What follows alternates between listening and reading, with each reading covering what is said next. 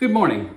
President Trump will deliver remarks at the Department of Justice. He told reporters he plans to lay out his vision on crime and immigration, among other things.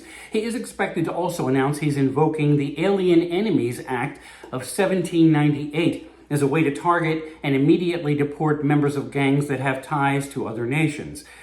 It's all going to bring more legal action, though, in response. The president met yesterday with the Secretary General of NATO, but took questions about how things are going, including yesterday's latest stock market dive. Trump had earlier in the day written of dream tariffs of 200% on European Union wines. That was a response to the EU's retaliatory tariffs on American-made spirits growing out of Trump's initial steel and aluminum tariffs. And yes, indeed, it is hard to keep track of all of it. The ongoing tariff wars sent Wall Street into another tailspin, with the Dow losing 1.3% and the S&P going down to what experts call correction territory. That's still a ways from a bear market. But there was nothing to calm fears of a recession. In fact, he said emphatically there would not be a recession last Sunday, but helping drive the drop on Thursday was Commerce Secretary Howard Lutnick in an interview with CBS News, saying if the tariff chaos does bring a recession, quote, it's worth it.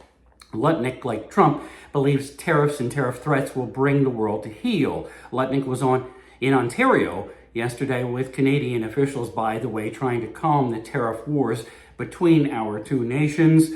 That session included Ontario's Premier Doug Ford, who's pushed back forcefully on Trump's tariffs, and just as important, Trump's rhetoric. Shutdown averted, or at least it should be. Senate Democrats caved in a way after a conference meeting turned loud enough for reporters to hear out the door. They were offered a chance to express their displeasure at the House spending bill through the rest of the fiscal year. And Democratic leader, that would be good enough. And his having it good enough is good enough to give cover to a bunch of other Democrats. You see, the House bill would need 60 votes to get to the Senate floor past a filibuster.